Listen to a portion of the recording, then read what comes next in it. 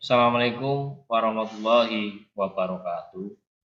Selamat pagi siswa sekalian yang saya sayangi dan saya cintai dimanapun kalian berada. Semoga kalian selalu dalam lindungan Allah SWT dan selalu dalam keadaan sehat walafiat. Baik, pada pertemuan kali ini untuk pelajaran bahasa Indonesia kita masuk materi berikutnya yaitu tentang teks anekdot. Pada pertemuan yang ke-9 ya.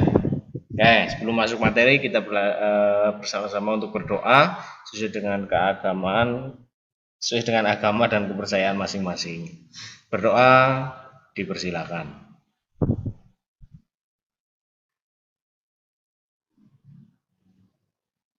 Berdoa selesai. Baik. Kita masuk materi teks anekdot. Kalau sebelumnya kita sudah mempelajari teks-teks, juga kita akan masuk teks lagi sekarang. Teks anekdot. Apa itu teks anekdot? Sebelum masuk materi, kita lihat dulu kompetensi dasarnya. Menganalisis teks anekdot dari aspek mana yang tersirat. Makna tersirat, berarti makna yang ada dalamnya. Kemudian mengkonstruksi makna tersirat dalam sebuah teks anekdot, baik lisan maupun tulis. Mengkonstruksi makna tersirat dalam sebuah teks anekdot, baik lisan maupun tulis. Kemudian tujuan pembelajarannya, mampu menilai isi dan aspek makna tersirat dalam teks anekdot. Mampu menilai isi dan aspek makna tersirat di dalam teks anekdot. Kedua, menyusun kembali teks anekdot dengan memperhatikan makna tersirat di dalam teks yang dibaca. Ya, paham? Oke. Kita lihat sekarang teks anekdot ini, ilustrasinya. Kalian bisa lihat un yang lebay. Nah, di sini ada percakapan antara 3 orang. Yang satu orang ini memiliki 2 pemahaman.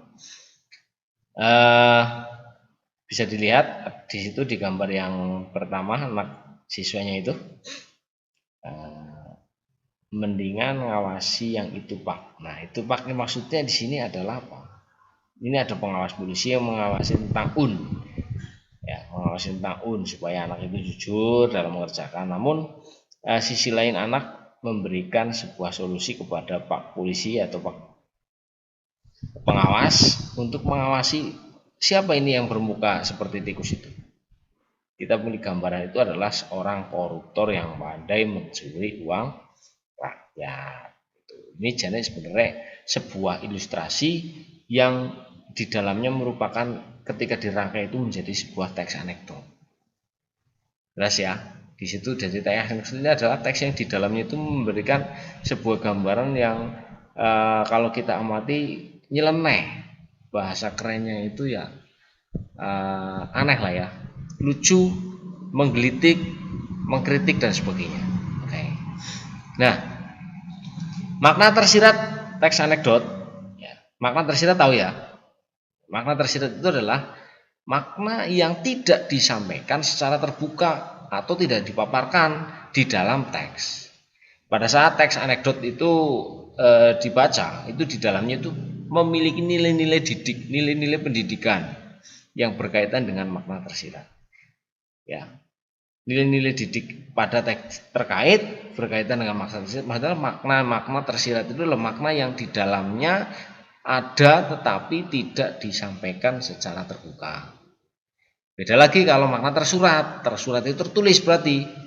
Artinya apa? Makna yang mudah dipahami dari sebuah teks. Kalian membaca teks, kemudian kalian melihat di situ ada sebuah pemaparan atau penjelasan. Nah, dari penjelasan itu kamu memberikan penilaian atau memberikan makna. Ya. Karena sudah dijelaskan dalam teks itu, maka kalian bisa langsung menemukan maknanya. Itu namanya makna tersurat. Kalau makna tersirat itu tidak. Makna tersirat itu terselip ada di dalam atau di balik dari apa yang sudah dijelaskan dalam teks. Itu tersirat. Seperti cinta. Cinta itu tersirat bukan tersurat. Ya. Makanya kadang-kadang ada yang menyampaikan cinta itu tersirat bukan tersurat. Karena cinta itu tidak bisa disentuh, tidak bisa dilihat, tapi cinta itu bisa dirasakan dari hati ke hati. Boleh hatinya lebih dari 1, 2, 3, 4 atau 5 pun boleh. Yang penting bisa ya. Oke, lanjut. Makna tersirat itu di dalamnya ada nilai pendidikan. Pendidikannya itu berarti nilai pendidikan berarti nilai yang bisa diambil dalam diri manusia. Satu, ada nilai agama, ada moral, ada budaya, pendidikan, politik, kebangsaan, sosial, dan estetika. Nilai keindahan. Estetika itu nilai keindahan.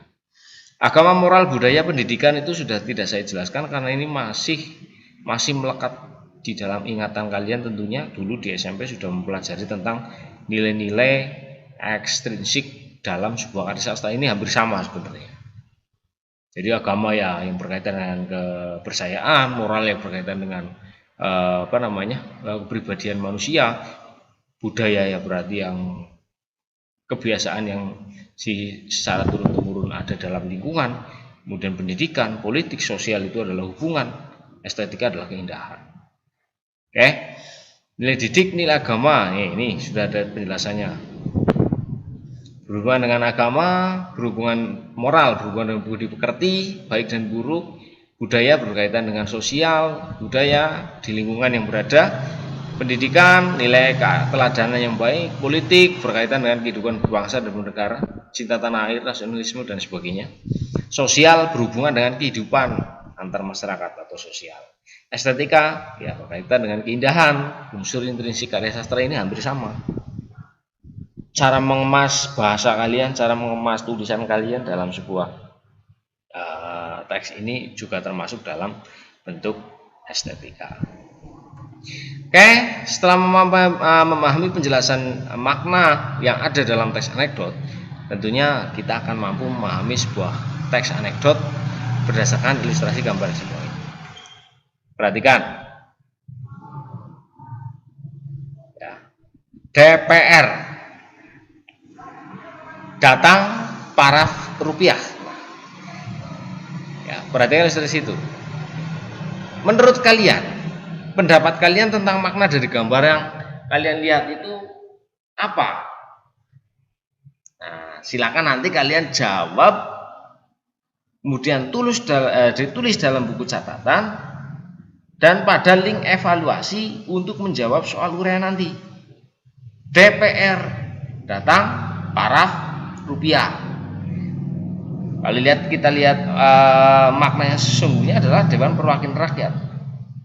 Tapi kenapa kok jadi datang paraf rupiah? Nah, ini menjadi dasar kalian untuk memberikan jawaban, penjelasan tentang apa itu DPR, apa yang kamu lihat, kamu tulis, ya, kamu tulis pendapat kalian tentang DPR yang ada dalam layar ini. Kamu catat dan kalian isikan pada link evaluasi untuk menjawab soal uraian nanti. Oke, itu saja dari saya. Kalau ada pertanyaan nanti bisa ditanyakan melalui grup atau bisa WA ke nomor pribadi dari saya maupun Buruntut. Silahkan kalian pilih saja sesuai dengan kelas masing-masing dan pengampunya masing-masing. Itu saja saya cukupkan. Terima kasih. Assalamualaikum warahmatullahi wabarakatuh.